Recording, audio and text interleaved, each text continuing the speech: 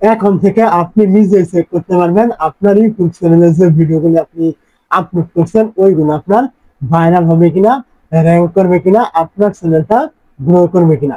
তো আপনি চাইলে কিন্তু নিজে থেকে এটা এখন থেকে চেক করে নিতে পারবেন, যেন ভবিষ্যতে আপনার চ্যানেলটা গ্রো করার জন্য আরো একটু সহজ হয়। কোন জায়গায় আপনার ভুল রয়েছে, কোন জায়গায় আপনি ভুল করলে আপনার চ্যানেলটা গ্রো করবে না, এগুলো আপনাকে আগে থেকে কিন্তু জেনে নিতে হবে।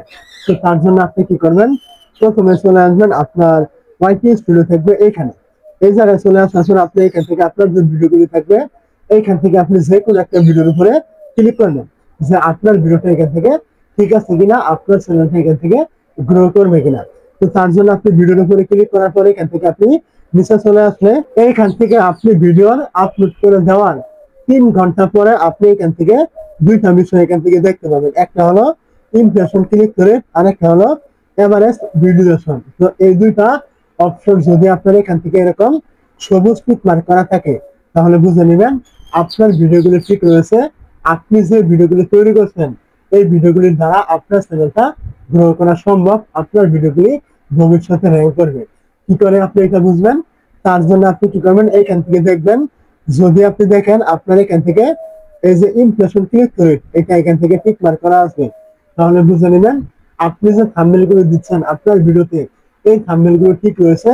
লোকজনে আপনার থাম্বনেল গুলোতে ক্লিক করছে, ইউটিউব আপনাকে যে পরিমাণ ইমপ্রেশন দিয়ে লোকের কাছে ভিডিওগুলো নিয়ে যাচ্ছে ওই তুলনায় আপনার ভিডিওগুলোতে লোকজনে ক্লিক করছে এবং আপনার ভিডিওতে ভালো পরিমাণে ক্লিক করছে, যার কারণে কি হয়েছে এখানে এটা টিক মার্ক করে দেওয়া হয়েছে। আর যদি এখান থেকে আপনার ভিডিওটা কেউ ক্লিক না করতো, ইউটিউব ইমপ্রেশন পাঠাতো কিন্তু আপনার ভিডিওটা কেউ দেখতো না, তাহলে বুঝে নিতেন আপনার ভিডিওর থাম্বনেল ভালো হয়নি, ওইটা আপনাকে সুন্দর করে দিতে হবে, তাহলে কিন্তু আপনার এখান থেকে এরকম সমস্যা কিন্তু থাকবে না। তো দ্বিতীয়ত এখান থেকে দেখতে পাচ্ছেন আরো একটি অপশন এখানে দেওয়া রয়েছে এভারেজ ভিডিওশন।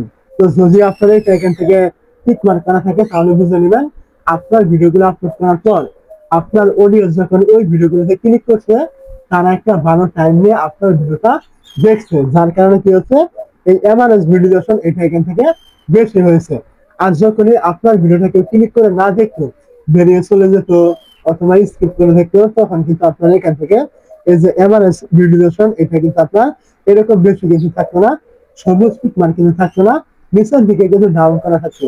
তো যদি আপনার এরকম কোনো সমস্যা হয়, আপনার এই ভিডিওগুলোতে এরকম ইমপ্রেশন ক্লিক করে সবুজ টিক মার্ক করা নেই, ডাউন করা রয়েছে, অথবা আপনার এখান থেকে এভারেজ ভিডিওশন এটা আপনার টিক মার্ক করা নেই, ডাউন করা রয়েছে, অথবা এখান থেকে দুইটার যে কোনো একটা আপনার সমস্যা রয়েছে, তাহলে বুঝে নেবেন আপনার এই চ্যানেলটা কখনো গ্রো করবে না, এমনকি আপনার ভিডিওগুলি ঠিক নেই, কোনো না কোনো একটা সমস্যা কিন্তু এখানে রয়েছে। আমি কিন্তু বলে দিয়েছিলাম কোনটা ঠিক মার্ক করা না থাকে কোন সমস্যা এখান থেকে হতে পারে। ধরুন যদি আপনার এখান থেকে ইমপ্রেশন ক্লিক করেন এখান থেকে টিক মার্ক করা না থাকে তাহলে আপনাকে থাম্বনেল পরিবর্তন করতে হবে, সুন্দর করে দিতে হবে।